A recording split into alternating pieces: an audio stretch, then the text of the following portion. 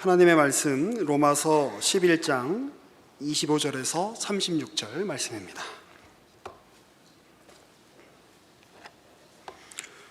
로마서 11장 25절에서 36절의 말씀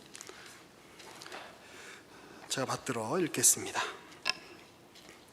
형제들아, 너희가 스스로 지혜 있다 하면서 이 신비를 너희가 모르기를 내가 원하지 아니하노니, 이 신비는 이방인의 충만한 수가 들어오기까지 이스라엘의 더러는 우둔하게 된 것이라. 그리하여 온 이스라엘이 구원을 받으리라. 기록된 바 구원자가 시온에서 오사 야곱에게서 경건하지 않은 것을 돌이키시겠고, 내가 그들의 죄를 없이 할 때에 그들에게 이루어질 내 언약이 이것이라 함과 같으니라.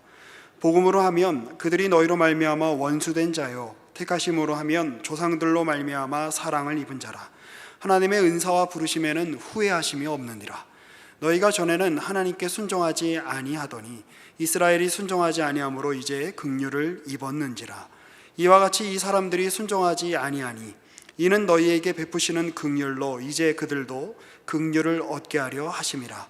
하나님이 모든 사람을 순종하지 아니하는 가운데 가두어 두심은 모든 사람에게 긍휼을 베풀려 하심이로다. 깊도다 하나님의 지혜와 지식의 풍성함이요, 그의 판단은 헤아리지 못할 것이며 그의 길은 찾지 못할 것이로다. 누가 주의 마음을 알았느냐? 누가 그의 모사가 되었느냐? 누가 주께 먼저 드려서 갚으심을 받겠느냐? 이는 만물이 주에게서 나오고 주로 말미암고 주에게로 돌아감이라. 그에게 영광이 세세에 있을지어다. 아멘.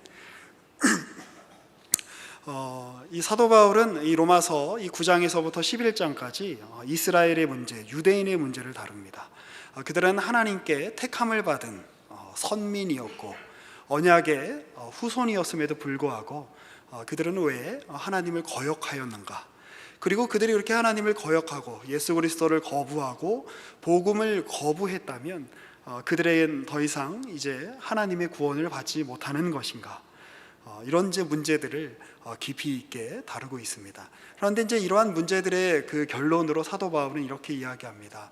그들의 불순종을 통해서 우리 이방인, 전에 이스라엘 사람들이 아니었던 너희들이, 물론 사도 바울은 그 유대인이긴 합니다만 이 편지를 받고 있는 로마 사람들을 비롯한 그 수많은 이방인들, 그리고 저와 여러분들을 비롯한 이방인들도 유대인들이 복음을 받아들이지 않았기 때문에 그 하나님께서 그 일을, 그들의 불순종을 사용하여 그 주님의 복음의 능력이, 십자가의 구원의 능력이 모든 이방에게 가게 하시는 능력의 하나님이시다, 놀라우신 하나님이시다.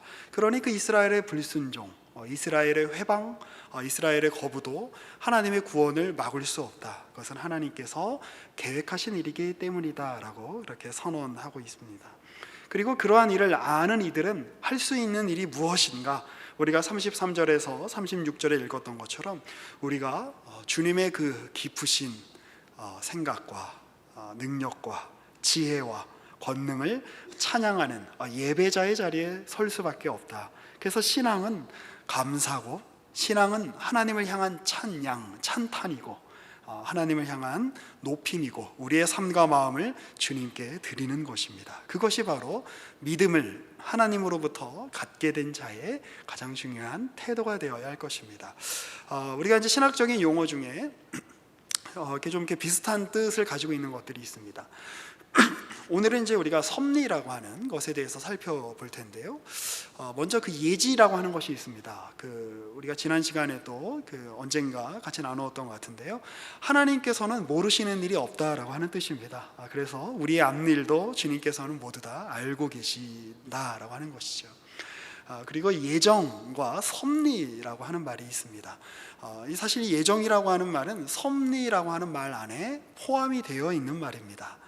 예정은 특별히 인격체, 하나님이 만드신 피조물 중에 하나님과 방불한 어떤 조건을 허락하신, 무엇이죠? 바로 자유를 주신, 그리고 각각의 인격을 주신, 각자임의 존재로 살아갈 수 있게 만들어주신 인간을 구원하기로 작정하신 것, 누군가를 그 사람을 향한 구원의 계획을 품고 계시고 우리가 에베소서 1장 2장에서 살펴보듯이 그 일을 하나님께서 그 마음에 품으신 것, 이걸 우리가 예정이라고 합니다. 섭리는 무엇인가? 하나님이 이 세상을 창조하시고 또 그 창조하신 세상을 내버려 두지 않으시고 창조의 때에 시간과 공간이 만들어지죠. 그래서 사실 과거의 기억, 현재의 기억, 그리고 우리가 아직 모르는 미래에 어떤 일이 일어나게 될 것인가 라고 하는 미래의 지식과도 같은 것은 우리 인간 편에서의 어떻게 보면 분류입니다. 하나님께서는 우리가 생각하는 시간과 우리가 생각하는 시작과 끝의 개념이 그분에게는 적용되지 않습니다. 왜냐하면 그 어거스틴에 의하면 시간도 하나님의 피조물이기 때문에 그렇습니다. 시간이 먼저 있어야 앞이 있고 뒤가 있고 시작이 있고 끝이 있죠. 그런데 하나님은 그 범위 안에 들어오지 않는 분이다 라고 하는 것이죠.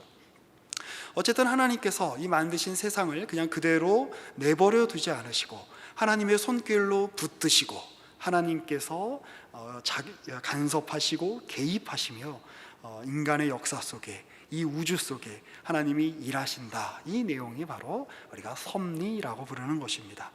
사도 바울을 비롯해서 성경에 나와 있는 모든 하나님을 가까이 했던 이들, 그리고 우리 모든 교회사를 통한 우리에게 이렇게 주옥 같은 기억들로 남겨져 있는 신앙의 선배들, 하나님을 가까이 했던 이들은 모두가 함께 경험했던 것이 바로 그것입니다. 내가 결정한 것 같고 상황이 만든 것 같고 어떤 조건과 정황이 나를 그리로 민 것 같아서 내가 그 일을 결정하고 어떤 역사적인 중요한 사건들이 벌어진 줄 알았는데 돌이켜 생각을 해보니 이 모든 것이 하나님의 인도하심이었구나 라고 하는 그 고백들이 그 모두에게 있는 것이지요. 그리고 그런 고백들은 우리 개인의 삶을 돌아볼 때도 여전히 우리가 할 수밖에 없는 것입니다. 이스라엘의 불순종조차 이방의 구원으로 역전시켜 사용하시는 하나님을 우리의 인생을 돌이켜볼 때 우리는 얼마나 많이 경험하고 있습니까? 그렇죠? 그 일에 대해 이제 우리 오늘은 하나님의 섭리가 무엇이고 또 그것을 우리가 어떻게 적용할 수 있는지를 함께 잘 정리된 우리 믿음의 선배들이 잘 정리해 놓은 지도를 우리가 한번 펼쳐보면서 또 우리의 신앙을 점검해 보고자 합니다. 자, 여러분들께 나눠드린 유인물인 하이델베르크 요리문답 27문과 28문의 내용을 한번 살펴보시죠. 27문 질문을 제가 드리면 답을 여러분들께서 같이 읽어주시면 감사하겠습니다. 27문입니다. 하나님의 섭리란 무엇입니까? 섭리란 하나님의 전능하고 언제 어디나 미치는 능력으로 하나님께서 마치 자신의 손으로 하듯이 하늘과 땅과 모든 피조물을 여전히 보존하고 다스리시는 것입니다. 그리하여 잎새와 풀, 비와 가뭄, 풍년과 흉년, 먹을 것과 마실 것, 건강과 질병, 부와 가난, 참으로 이 모든 것이 우연이 아니라 아버지와 같은 그의 손길로 우리에게 임함입니다. 이 얼마나 놀라운 고백입니까? 그렇죠? 하나님께서 창조하시고 너희들끼리 알아서 잘 살아봐라 그리고 내버려 두시는 분이 아니시라 하나님이 우리의 삶에 구체적으로 개입하시고 우리의 삶을 그분의 손으로 붙들고 계신다. 그런데 그 붙들m의 내용이 무엇입니까? 두 번째 문장을 보시면 참으로 문학적으로도 아름답고 또 우리의 삶을 깊이 있게 반추해 보게 만드는 구절입니다. 그리하여 잎새와 풀, 여기까지는 그래 하나님이 우리로 하여금 살아가게끔 이런 자연을 돌보시지 인정할 수 있습니다. 그런데 비와 가뭄, 어떨 때는 비가 도움이 될 때도 있고 어떨 때는 비가 농사에 도움이 안 될 때도 있습니다. 어떨 때는 비가 좀 덜 와야 될 때가 있고 또 어떨 때는 더 와야 할 때도 있습니다. 내가 원하지 않는 때에 비가 오고 내가 원하지 않는 때에 비가 오지 않는 이 상황조차도 누구의 다스리심이라는 겁니까? 하나님의 다스리심이라는 겁니다. 풍년뿐만 아니라 무엇도요? 흉년도, 우리의 죽음뿐만 아니라 우리의 삶뿐만 아니라 우리의 죽음도 여호와는 죽이기도 하시고 살리기도 하시는도다. 한나의 기도지요. 이 성경의 고백들 그리고 이 믿음의 선배들의 고백들입니다. 먹을 것과 마실 것, 건강도 하나님이 우리를 지키시고 돌보시는 수단이지만 무엇도 하나님의 다스리시고 보존하시는 방법이라는 것입니까? 질병도, 그렇죠? 부함도 하나님께서 우리를 그렇게 다루시는 방법이지만 무엇도 하나님이 우리를 다루시는 방법이 된다라고 하는 것입니까? 가난도. 참으로 이 모든 것이 우연이 아닙니다 라고 우리 믿음의 선배들은 고백했던 것입니다. 자, 그러면 이것들을 아는 것들이 어떤 도움이 될까요? 구체적으로 38문을 보시기 전에 또 우리가 잘 알고 있는 바울의 고백을 함께 읽어보셨으면 좋겠습니다. 우리 로마서 8장 31절입니다. 우리가 너무나 잘 아는 구절이죠. 그럼 우리가 읽을 때마다 우리가 힘이 나는 그런 구절입니다. 31절부터 읽어봅니다. 그런즉 이 일에 대하여 우리가 무슨 말하리요? 만일 하나님이 우리를 위하시면 누가 우리를 대적하리요? 자기 아들을 아끼지 아니하시고 우리 모든 사람을 위하여 내주시니가 어찌 그 아들과 함께 모든 것을 우리에게 주시지 아니하겠느냐? 누가 능히 하나님께서 택하신 자들을 고발하리요? 의롭다 하신 이는 하나님이시니 누가 정죄하리요? 죽으실 뿐 아니라 다시 살아나신 이는 그리스도 예수시니 그는 하나님 우편에 계신 자요 우리를 위하여 간구하시는 자시니라. 누가 우리를 그리스도의 사랑에서 끊으리요? 환난이나 곤고나 박해나 기근이나 적신이나 위험이나 칼이랴. 기록된 바 우리가 종일 주를 위하여 죽임을 당하게 되며 도살당할 양같이 여김을 받았나이다 함과 같으니라. 그러나 이 모든 일에 우리를 사랑하시는 이로 말미암아 우리가 넉넉히 이기느니라. 내가 확신하노니 사망이나 생명이나 천사들이나 권세자들이나 현재일이나 장래일이나 능력이나 높음이나 기품이나 다른 어떤 피조물이라도 우리를 우리 주 그리스도 예수 안에 있는 하나님의 사랑에서 끊을 수 없으리라. 아멘. 우리 주님께서 우리를 섭리하고 계시니, 우리의 삶을 붙들고 계시니, 우리 눈앞에 있는 그 어떤 우리 눈에 보이는 방해가 되는 요소라고 할지라도 그것이 하나님이 우리를 향해 우리에게 목적하시는 바를 이루시는 데에 방해가 될 수 없다라고 이야기하는 것입니다. 제가 요즘 청년들한테 이제 그런 얘기 많이 하는데요.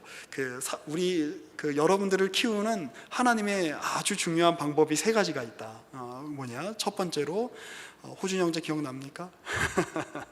첫 번째로 실직과 파산이다. 실직과 파산하면 감사해라. 하나님이 너를 깊이 있게 다루고 계신다는 증거다. 두 번째로 시련이다. 사랑하는 사람한테 차였냐? 감사해라. 하나님이 너를 사랑하신다는 증거다. 또 사랑하는 이를 떠나보낸 일도 거기에 포함이 되겠죠. 그리고 너의 몸에 질병이다. 그래 하나님이 그걸 통해서 우리를 깊이 있게 만드신다라고 우리가 그렇게 자신 있게 이야기할 수 있는 겁니다. 왜냐하면 우리는 운명론자가 아니기 때문에 그렇습니다. 이 세상이, 우리의 앞날이 어떤 정해진 법칙이 딱 정해져 있고 바꿀 수 없는 대로 흘러간다면 우리는 우리의 삶을 위하여 그 어떤 노력도 하지 않을 것입니다.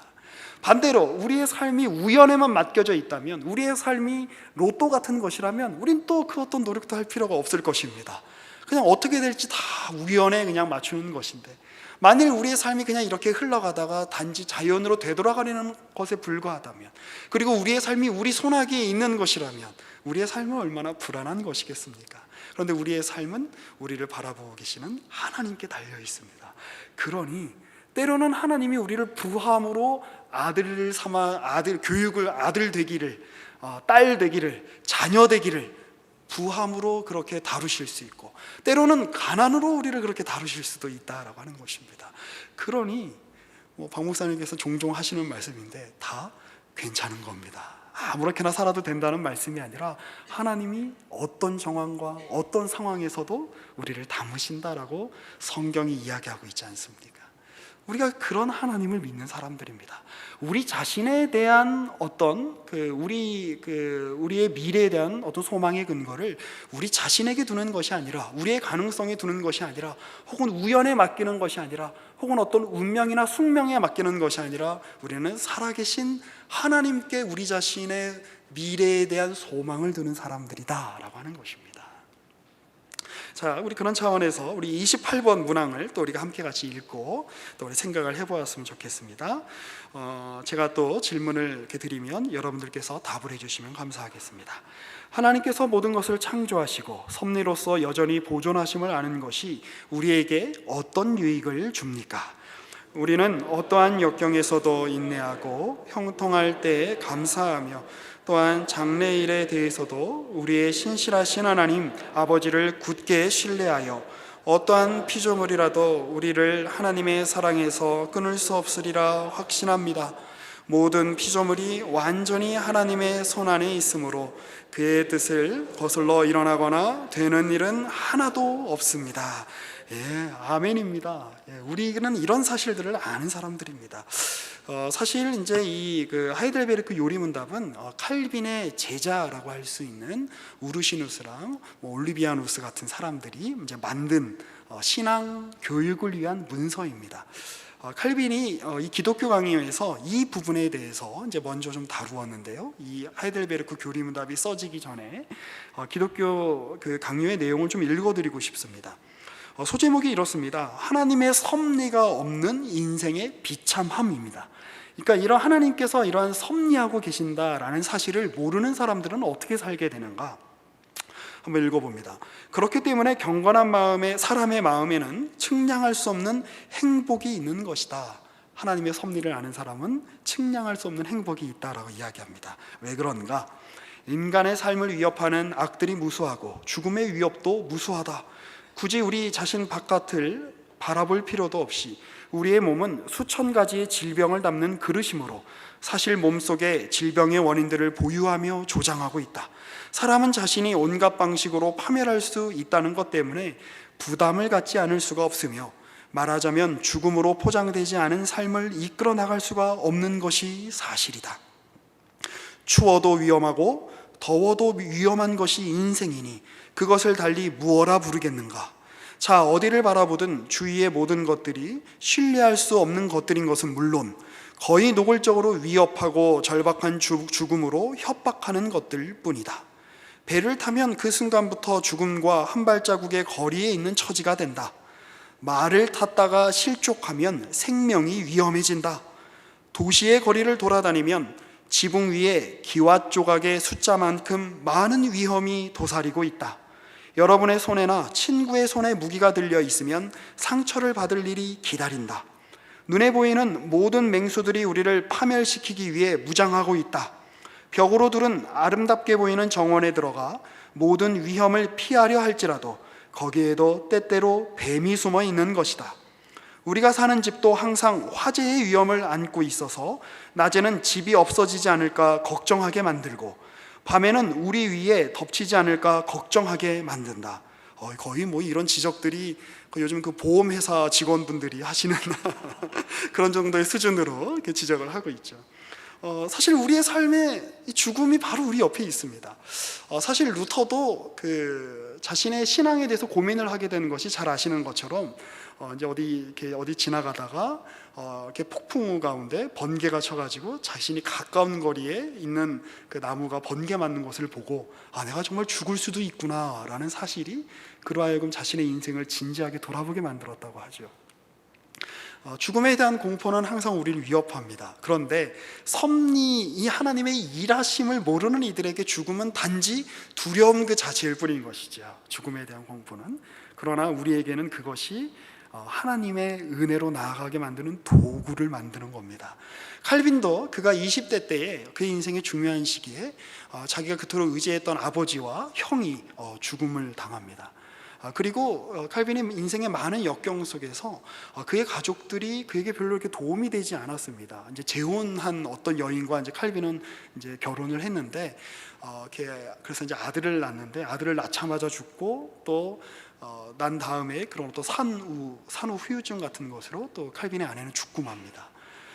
그러한 인생의 덧없음 속에서 그러한 덧없음을 뚫고 자신의 삶을 하나님 앞에 거룩하게 살아가게 만드는, 소망을 가지고 살아가게 만드는 그 믿음은 어디에서 나오는가?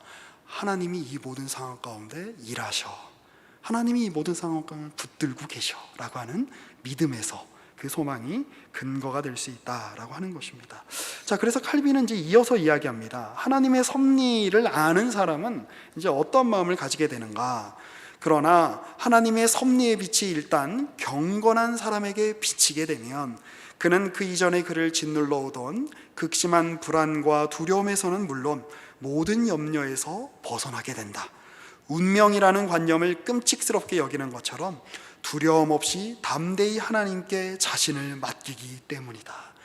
우리의 인생을 불안한 우리 자신의 능력에 맞춰도 소용이 없다는 걸 우리는 알게 됩니다. 우리의 인생을 그 아무리 화려한 세상적인 명예나 재물이나 어떤 소유나 사람들의 평판이나 이런 것들에 맡겨도 부질없다는 것을 알게 됩니다.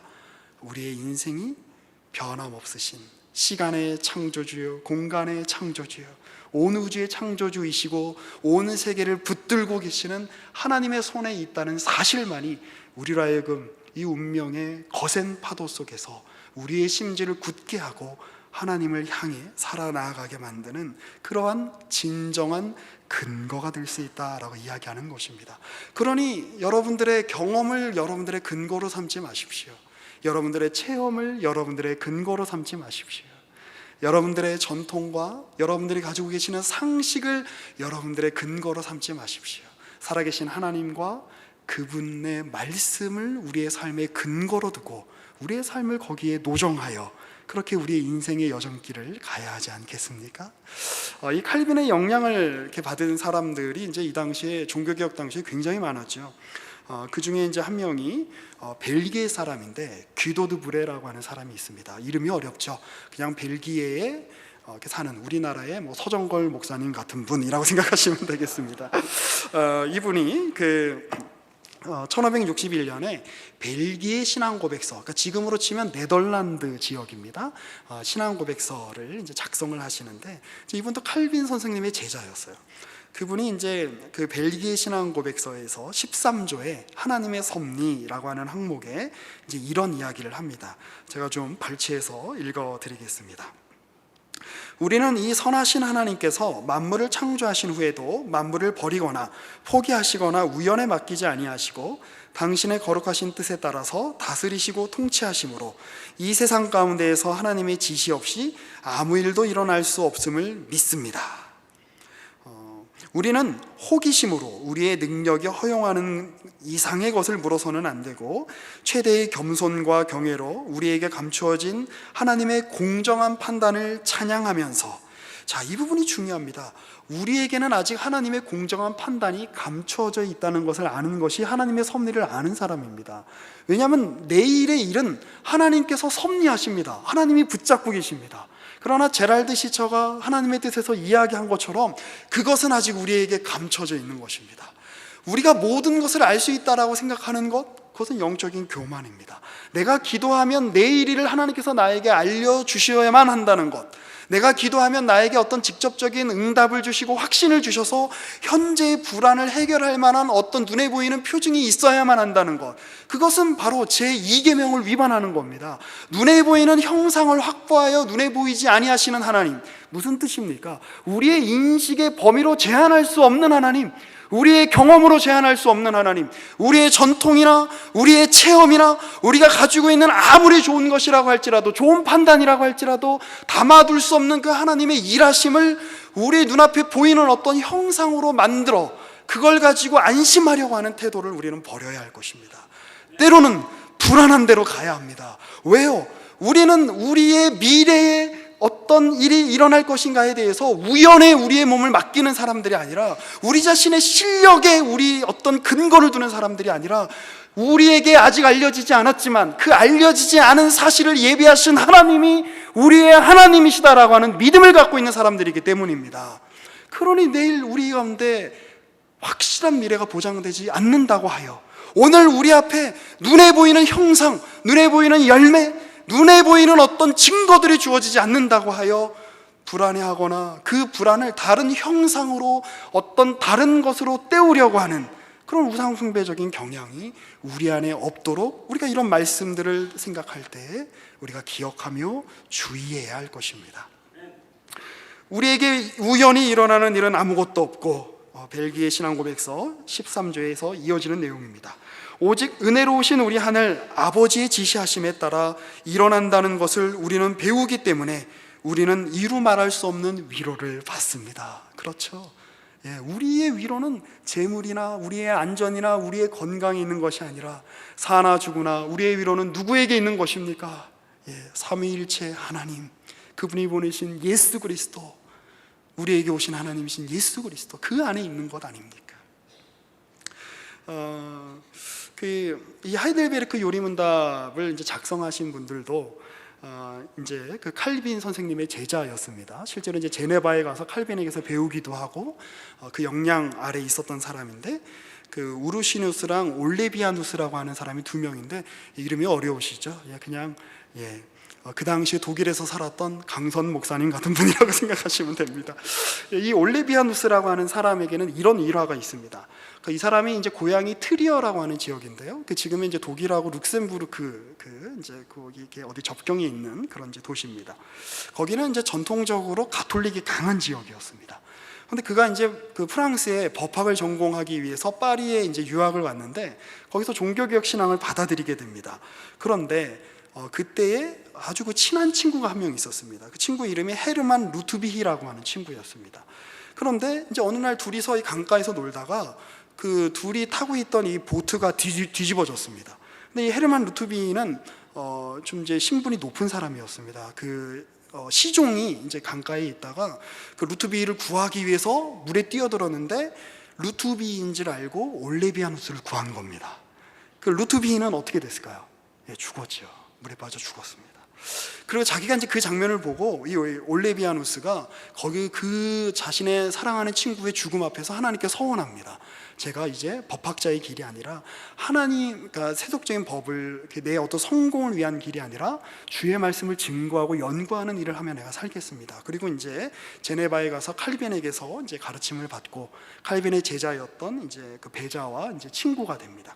그리고 이제 고향에 이제 돌아가서 이 트리어라고 하는 곳에서 이제 설교를 하니까 너무 설교를 잘하니까 막 도시 전체가 이제 가톨릭에서 이제 개혁파 신앙으로 이제 돌아오게 생긴 거예요. 그래서 이 가톨릭 사람들이 이제 그를 이제 감옥에 가둡니다. 그런데 이제 감옥에 이제 갇힌 상태에서 내가 언제나 나갈 수 있을까라고 이렇게 고민하고 있었는데 어떤 개신교도 영주가 보석금을 대신 내주고 그를 이제 석방시킵니다. 그리고 그가 이 올리비아누스를 하이델베르크라고 하는 곳으로 불러서 하이델베르크에서 뭐가 만들어졌을까요? 어떻게 하셨습니까? 오늘 우리가 살펴보고 있는 하이델베르크 교리문답을 만들게 합니다. 우르시누스라는 사람과 함께. 자, 그런데 그 영주는 누구였을까요? 아까 이 사람을 대신해 죽었던 헤르만 루트비에의 아버지였던 프리드리히 3세라고 하는 영주였습니다. 이런 사실들을 깊이 있게 아는 이 올리비아누스 같은 사람들은 이 하나님의 섭리를 깊이 있게 고백하지 않을 수 없는 것이죠. 만일 물론 이제 역사에 만일이란 없습니다만 루트비가 살고 올리비아누스가 죽었다면 물론 하나님이 다른 사람을 들어서 또 귀한 일을 하게 하셨겠습니다만 우리가 지금 전해받고 있는 이 귀한 하이델베르크 교리문답은 존재하기 힘들었을 것입니다. 루트비히가 죽었을 때 이 아버지로서 이 프리드리히 영주의 마음은 얼마나 무너졌겠습니까? 그런데 자신의 아들의 죽음을 통해 하나님께서 한 영혼을 살리시고 그 한 영혼이 주 앞에 서원하게 하셔서 이렇게 고귀한 우리에게 믿음의 후배들에게 그리고 그 당시에 많은 영향을 끼친 문서를 만드는데 일조하게 하시는 하나님을 경험한 사람들, 이것이 바로 이 종교개혁 당시에 수많은 박해와 핍박과 죽음의 위협 앞에서도 하나님의 섭리를 굳게 믿고 자신의 삶을 멋지게 살았던 우리의 믿음의 선배들이 우리 교회사 앞에 이렇게 있는 겁니다. 그리고 그 흔적들을 오늘 우리는 읽고 있는 것이죠. 제가 아까 이제 말씀드렸던 우리 서정걸 목사님 같은 벨기에 신앙고백서를 썼던 귀도드 브레라고 하는 사람도 1567년에 감옥에서 죽습니다. 이제 가톨릭에 의하여 붙잡혀 죽는데 이분이 마지막으로 자기 아내에게 쓰신 편지가 있습니다. 오늘 그 편지를 좀 읽어드리면서 마무리하고 싶은데요. 그 편지에 이제 그 발췌한 부분입니다. 귀도드 브레가 자신의 아내였던 캐서린 라몬에게 이런 편지를 씁니다. 나의 가장 사랑하는 캐서린 라몬이여, 주 예수 그리스도 안에서 나의 귀하고 나의 사랑스러운 아내와 자매여, 그대가 나와 결혼했을 때 그대는 단 한순간도 생명을 확신할 수 없는 필멸의 사람과 결혼했다는 것을 알았을 것이요. 그러니까 나는 반드시 죽을 수밖에 없는 사람이다. 그 얘기를 하는 거죠. 그러나 우리에게 약 7년을 함께 하게 하시고 5 자녀들을 주신 것은 7년 동안 같이 있었는데 애가 5이었네요. 굉장합니다. 우리 믿음의 선배들은 하나님을 사랑했을 뿐만 아니라 이렇게 아내도 열심히 사랑했던 것 같습니다. 주님께서 5 자녀들을 주신 것은 우리 선하신 하나님을 기쁘시게 하는 것이요, 주님께서 우리가 더 오래 함께 살기를 원하신다면 주님은 그 삶을 행복하게 해주실 방법이 있을 것이요, 그러나 그렇게 하시는 것은 하나님께서 기뻐하시는 일이 아니요, 그래서 하나님의 뜻이 이루어질 것이고 그것은 그대에게 충분할 것이요. 우리가 7년밖에 못 살았고 우리가 더 사는 것이 하나님의 뜻이라면 하나님이 더 살게 하시겠지만 지금 그것은 하나님의 뜻이 아닌 것 같습니다 라고 이야기하는 겁니다. 그런데 그걸로 충분합니다. 또한 내가 나의 원수의 손아귀에 떨어진 것은 우연이 아니라 나의 하나님의 섭리를 통한 것이라는 것을, 그 사실을 기억하시오. 특별히 하나님의 아들의 사역자일 뿐만 아니라 하나님께서 중히 여기시고 특권을 부여하사 순교의 면류관으로 영화롭게 하신 한 사람을 그대에게 주심으로 그대에게 보여주신 그 영광을 잊지 마시오. 나는 즐겁고 나의 마음이 기쁘오. 나는 나의 모든 환난 가운데에서도 아무것도 부족함이 없어. 나는 나의 하나님의 흘러넘치는 부요함으로 가득 차 있어. 이것은요, 우리가 어떤 옛날에 이렇게 주기철 목사님이 영화나 전기에서 읽었듯이 어떤 비장함이나 그런 것들이 아닙니다.